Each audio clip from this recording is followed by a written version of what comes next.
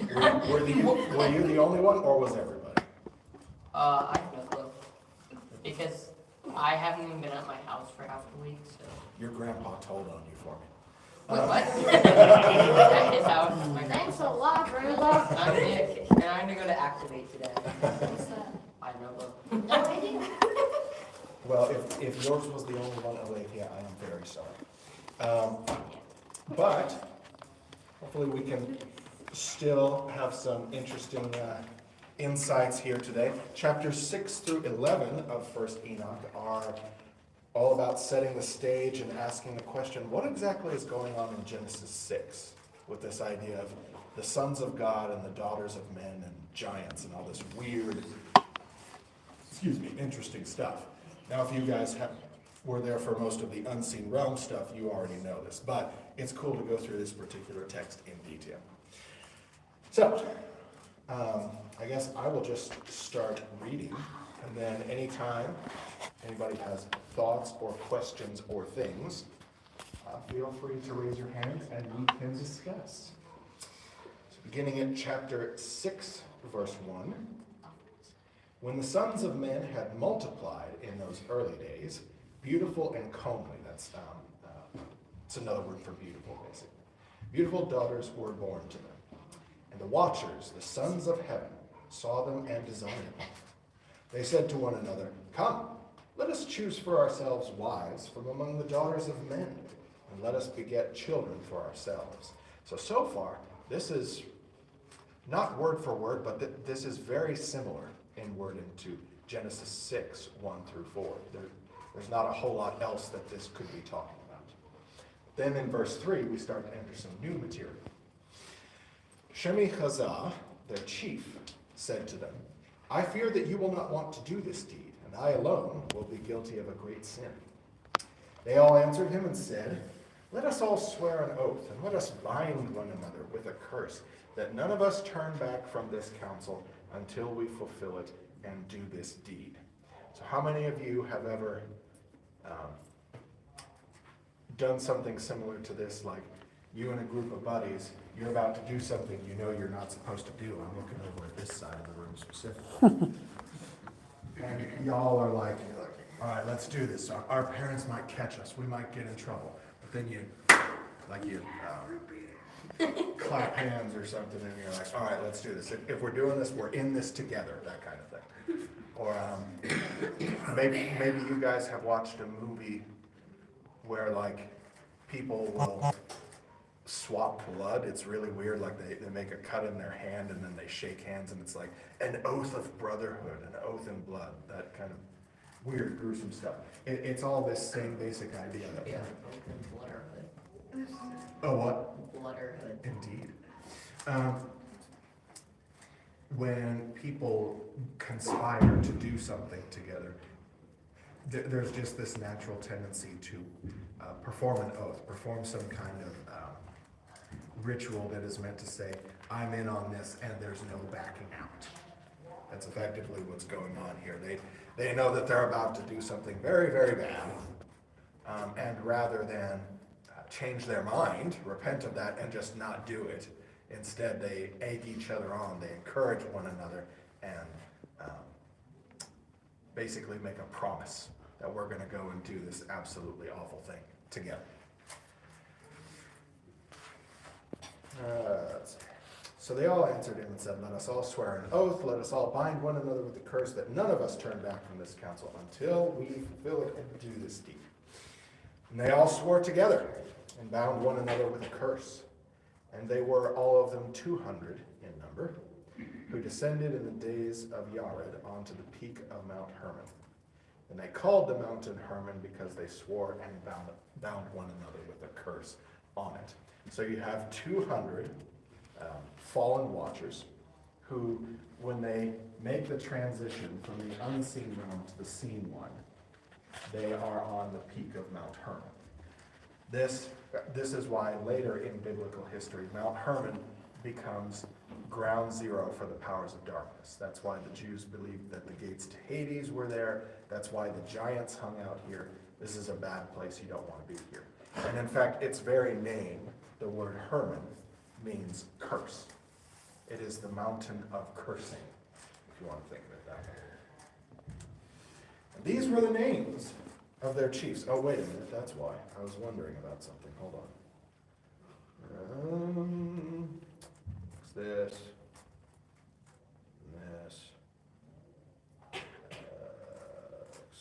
Whoa.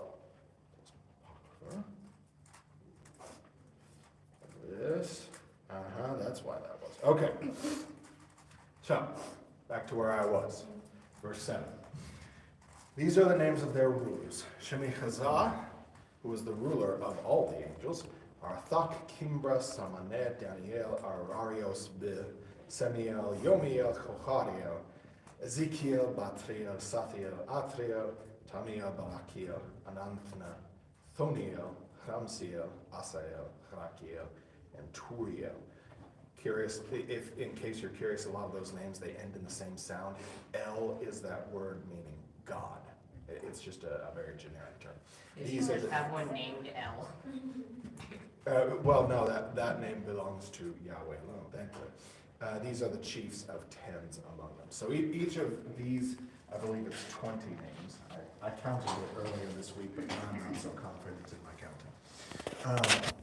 Each of these guys was head of, he was the chief in charge of 10 other lower beings. Now, a cool little thing, we'll see it a little bit later as we continue scrolling.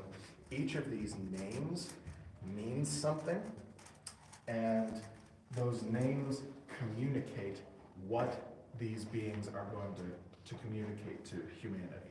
As we're going to see when we scroll down a little bit farther, each of these beings is going to teach humanity some kind of forbidden knowledge. And their name actually indicates what kind of knowledge they pass on. There's one name that means God of the sun. And sure enough, that guy is going to teach humanity about the way that the sun acts, the way that it behaves, worshiping the sun, so on and so forth. There's another one whose name means God of the moon. He teaches humanity about the moon, etc., etc. So it's cool if you're tracking with what each of these names mean. It gives you an idea about what they communicated to humanity. So that's chapter 6. Isn't it wonderful how nice and short these are? Any thoughts or questions so far? Because I know that some of this stuff is pretty weird, so it is totally fine if we have to slow down and talk about it a little bit more. Not chapter 7. So they had sworn themselves with the oath. Here they are on top of Mount Hermon, and then chapter 7, verse 1. Then they took for themselves women, each of them choosing a woman for themselves. They began to go to them and defile them. And they taught them sorcery and enchantments and cutting of roots and explained herbs to them. So, a couple of things worth pausing here. Yes? So, is like apothecary stuff, like making medicines and stuff, and roots and stuff, is that bad? That is an excellent question, which I was about to get into. And it's, to give you the short version right now, depends on how you use it. There are a lot of things in life that by themselves are neutral, and you make them good or evil depending on how you use them. A brick. You can use a brick to build a hospital, or you can throw it in a window of a bank that you're about to rob. It's not about the object itself, it's about how you use it. Excellent question. And as you might have picked up on, all of these fallen watchers, they are about to teach them how to use things badly, wrongly. So, why would the fallen watchers teach humanity about these things specifically? Well, first of all, sorcery and enchantments, magic more generally. I mentioned this at some point during the unseen realm, but magic is not what you see in Harry Potter. Harry Potter is essentially a superhero movie dressed in medieval garb. You've got these characters who have this special something inside of them that allows them to do stuff that ordinary people can't do. That's the start of a superhero movie. It just so happens that Harry Potter looks different from something like Superman. But Real magic in the actual world is not, it's not about you having something special inside of you. A real magician, a real practitioner of magic, you can think of them as being a priest for the powers of darkness, an anti-priest kind of. Because the way that real magic works, let's say you want to win the lottery, you want to win an easy $1 million. So you go down to New Orleans, you find some voodoo master, and you say, can you give me $1 million? And this person, assuming they're not a huckster, because there are real practitioners and there are hucksters who are just looking to take your money. Leaving the hucksters aside and talking about the real practitioners. They get in contact with the powers of darkness, which they may or may not know the real identity. They may think it's aliens, they may think it's benevolent gods, could be any number of things. They're getting in contact with these powers of darkness and saying, Joe Smith over here wants $1 million. Will you give that to him? And this supernatural entity says, yes, I will give them $1 million if they will swear their allegiance to me. And so there's a bargain that goes on there. You get what you want, but the powers of darkness get what they want too, which is that you give your loyalty to anything other than Yahweh, the one true God. That's how real magic works. Real magic is not about you and your special powers. It's about making deals with the powers of darkness. And so, of course, all of that comes from the fallen watchers themselves. These are the first ones, the first members of the divine council to rebel against Yahweh and to seek to destroy as much of humanity with them as they can.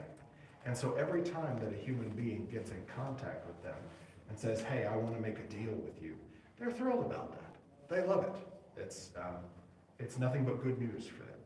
So, the message here is don't do that. Don't talk, well,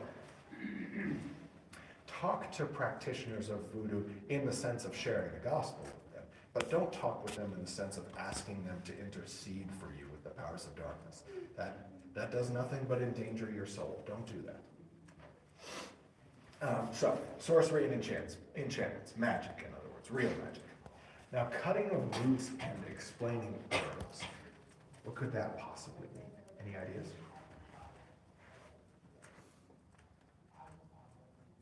No? Seems weird, right?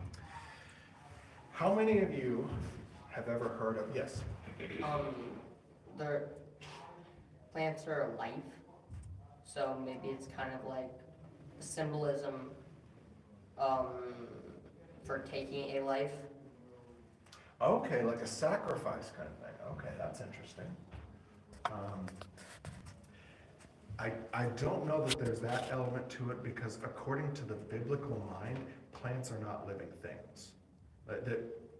I should also classify. There's a difference between modern taxonomy, modern biology, versus the biblical author's worldview. Like people have sometimes tried to make the argument, well, the fish in the book of Jonah, that had to have been a whale because the only thing in the ocean big enough to swallow a human being is a whale.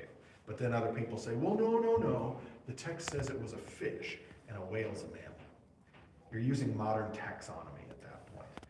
The ancient authors didn't make a distinction between true fish versus mammals that happen to live in the water. To them, anything that lives in the water is a fish. So it could have been a whale. I don't actually know. I don't have a hypothesis what it was. The point is, it could have been anything that's big enough to swallow a human being. Yes? They called beavers fish. A beaver's fish. They called beavers fish. Oh, I misunderstood. That's an excellent example. Beavers are primarily aquatic animals. So as weird as it is for us to think about, in the ancient mindset, a beaver could qualify as a fish. Yes. Alethea. Is it like making poisons? Right?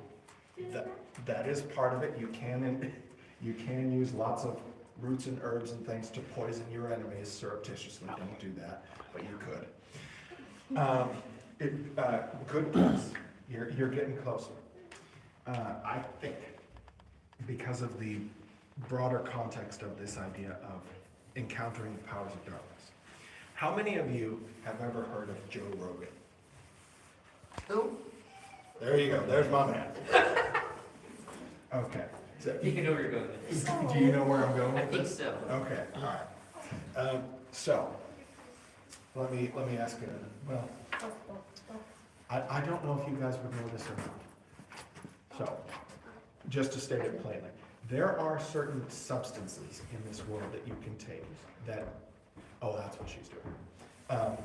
There are substances in this world that you can take that alter your mental state severely. Broadly speaking, you can call them hallucinogenics. Drugs, basically. And it's become especially popular within the past 10 years or so. There's a certain segment of society that thinks that taking drugs is a very good thing because these certain kinds of drugs, they take you out of a sober state of mind and they make you see and experience all kinds of things that you don't know. And there have been a lot of people who have taken these hallucinogenics and they claim that they meet aliens, they claim that they meet various kinds of gods and other kinds of supernatural creatures, and that these creatures not only impart secret knowledge to them, but that they also help them to feel better, be more at peace with themselves, to be a more whole and happy and wonderful and peaceful human being. And so these people, like Joe Rogan, that's the reason I quoted his name, he's maybe the most famous person. There have always been people in society across time who have advocated for using these kinds of drugs, but it has become especially popular in the past maybe 10 years or so. And according to First Enoch, this idea of using those kinds of drugs so as to get in contact with these beings is something that goes back all the way to the days of Noah. We don't know exactly why this is because the Bible doesn't specifically say, and the scientific data is open to interpretation. But when you take these drugs, they alter your mind in such a way that apparently the line between the natural realm and the supernatural realm becomes thinner. And you can more easily get in contact with these supernatural creatures, these powers of darkness. That's why a lot of people who take these drugs, they report meeting the higher ascended masters or aliens or various kinds of other things.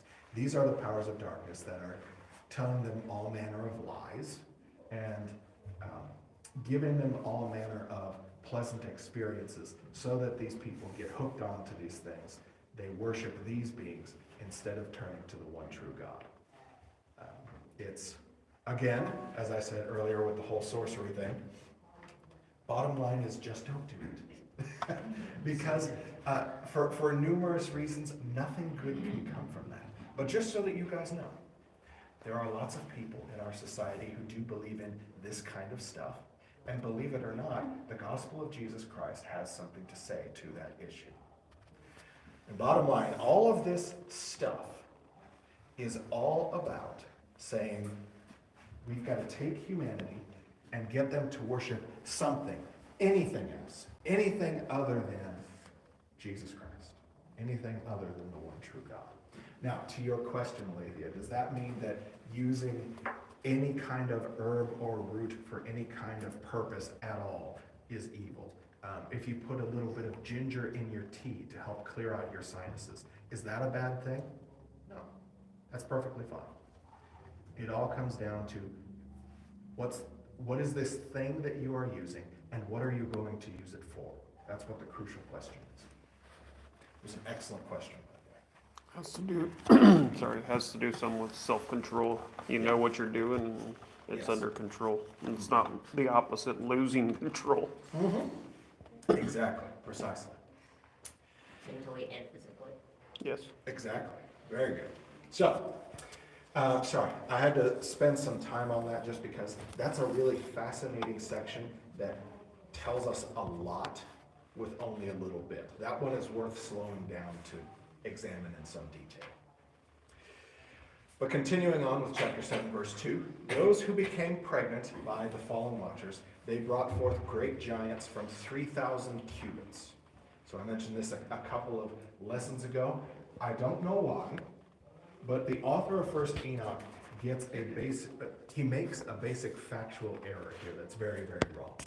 The biblical giants were between 4 and 6 cubits tall, but for some reason this author thinks that they were 3,000 cubits tall. He way overestimates it. There have been some theories offered as to why that is. Ultimately, we don't know. We can just say he botched it on this one. Maybe you could explain to them what is a cubit. Yes. So cubits, that was the basic unit of measurement in the ancient world.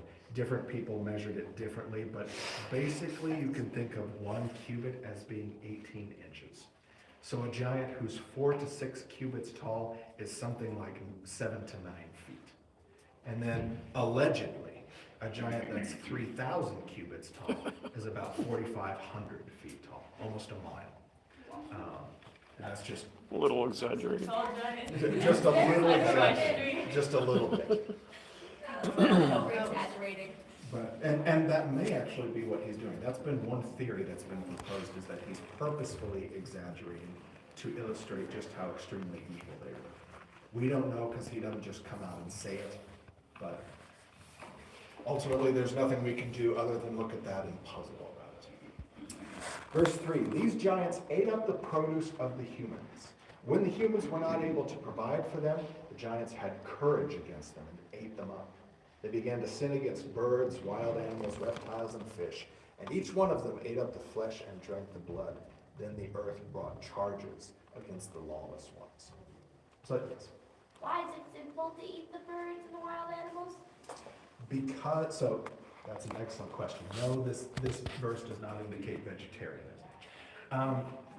What it comes down to is that when you read those words in context of what came before, what's fundamentally going on is that these creatures, their very existence is against God's creative decree. Because God never intended for supernatural flesh and natural flesh to merge.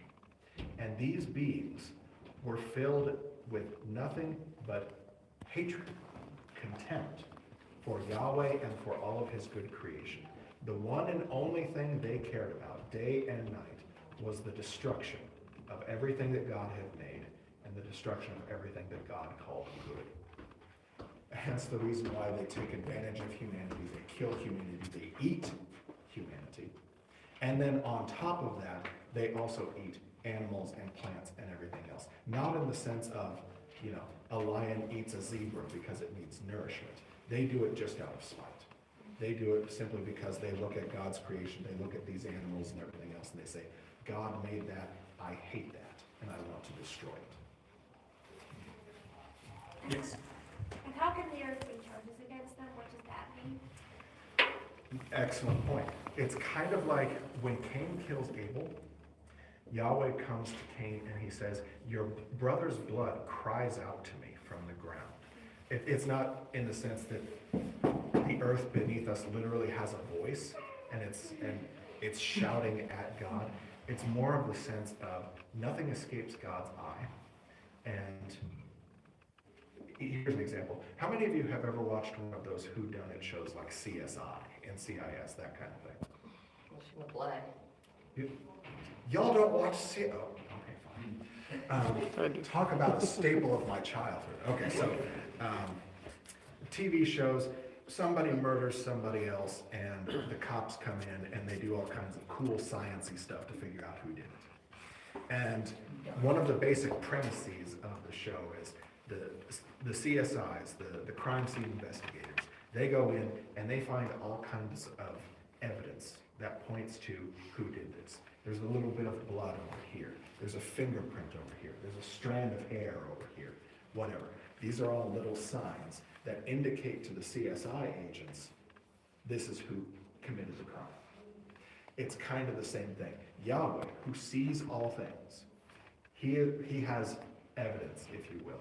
He has seen the dead body of Abel. He has seen his spilled blood. he has all the evidence that he needs to convict Cain of the crime. And it's kind of the same thing here. Yahweh has all of the evidence that he needs to indict the fallen watchers who caused all of this trouble in the first place, and the giants who are committing all of these atrocities against humanity and against the rest of God's creation. Good question. I would question about the grammar here, Yes. where it says that actually they sinned against the animals. How would you interpret that part? Is it possible to sin against creatures? I don't think the Bible refers to that. We sin against God, we can sin against others, offend others, but Right. sin against creatures? So there's two possible interpretations to that. One is that they may have violated the animals in the same way that they violated human women, or it could be that sinning against them is eating them, is destroying them. The two terms are synonymous. They're expressing the same idea. I'm personally in favor of the latter. I think it's more likely that the sinning against the animals is the destruction of them. But I could be wrong. It's a good question. Do you think it has more to do with the drinking of the blood, which we're not supposed to do, than Or- eating of the flesh? I thought about that, or certain animals that God actually described that he didn't want us to eat, or the Jews in that case. The powers of darkness certainly have no qualms about not keeping kosher. They are perfectly fine with eating bacon-wrapped shrimp. Yes, Elena. It's like a survival skill nowadays. Like if you're out in the desert somehow, if you find like an animal and you have to kill it for food and you have no other hydration, you have to drink the blood to be able. So is that sinning or is that just surviving? That's an excellent question that again comes down to context. Fundamentally, and to how you use it, I should say. In that case, it's a survival thing. It's gross, but it's fine given the context. But when we're talking about in the context of ancient Israel, blood was a symbol of life. So fundamentally, to eat meat that was anything less than well done was to eat the source of life itself. It was more of a symbol thing than it was an objective morality thing. So again, it comes down to how you use it. Grant, did you have a question? Yeah, it's kind of like when Jesus said, referring to when David was fleeing Saul, he ate the bread Yes. that wasn't supposed to. Yes, More of a survival exactly. thing. Yes. Mm-hmm. That is Yeah, an that's what I was excellent thinking. Sinning against God. Very good. Let me see. Well, we're actually making good progress because I think we're going to have to give this an extra week. I'm so sorry. But so much good conversation happening. I don't mind if you guys don't. We've got just a couple of minutes left, but we've also got just this short section of chapter 8. We'll read through this. Hold on. Yeah, there's some good material here for next time. So we'll read through chapter 8 right quick. We'll pause. We'll resume with chapters 9 through 11 next week. So Azael, that's another spelling for Azazel. Remember him from Leviticus chapter 16. Azazel taught humanity to make swords, weapons, shields, and breastplates, the lessons of the angels. And they showed them their mining and craftsmanship, anklets and adornments, powder and painted eyes, and all kinds of choice stones and dyeing. That dyeing in the sense of like tie-dye in a shirt. Much ungodliness and prostitution happened, and they were led astray and ruined in all of their ways. Semi-Azah taught enchantments and cutting of roots, Armaros, spells of healing, Rakiel, astrology. So here you've got a list where their name indicates what kind of knowledge they're passing on. Kochiel, the science of symptoms, Sathiel, watching the stars, Sariel, the course of the moon. Therefore the cry of the utterly destroyed people went up to heaven. So, this chapter 8 tells us why, one of the reasons why Genesis 6 was one of the three big baddies. You'll recall that the reason the world is so messed up the way that it is today is because of three things. The human fall in Genesis 6, the angelic fall of human fall of Genesis 3, angelic fall of Genesis 6, and the Tower of Babel in Genesis 11. The reason that the fallen waters in chapter 6 is one of the big three, and it was such a horrible, awful thing, is because these fallen watchers accelerated human knowledge for a specifically evil purpose. So that the reason that we know as much as we do today about the world and how to use various things in nature for various purposes ultimately goes back to the fallen watchers. Because you think about it, put yourself in the shoes of somebody very early in human history. You don't have much technology yet. You're walking around one day, you look up at a tree somewhere, and you think to yourself, you know what? I bet I could turn that into a piece of paper. Like, how do you, without the advantage of knowledge that came before you, people who came before you and figured this stuff out, how in the world do you figure out how to turn the skin of a cow into a piece of clothing that you can wear? All of this really, if you stop and think about it, really interesting stuff. According to First Enoch, it came from the fallen watchers who had all of these kinds of knowledge about how the natural world works. Now, that's not to say that technology is evil. This goes back to what we've said a couple times now about it all comes down to how you use something. If Genesis 6 had not happened, and time just kept going and going and going, humanity would have eventually figured out how to use technology anyway, just by virtue of time. What was the issue in Genesis 6 specifically was that the powers of darkness accelerated human evil. You don't need technology to kill someone. Cain killed Abel with a rock, right? But Azazel taught humanity how to do things like make swords and shields and spears, other kinds of weapons, so that they could accelerate the process of killing other people. Same thing, women were taught how to make beautiful adornments upon themselves, not because wearing makeup is a sin, but because you can use those kinds of adornments to further lure men into sexual sin more efficiently and just faster. That is what it comes down to.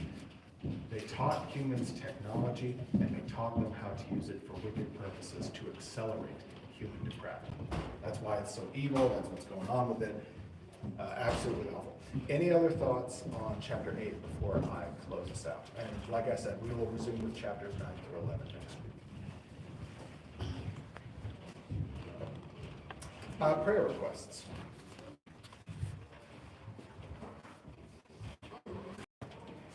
Yes. I'm going to active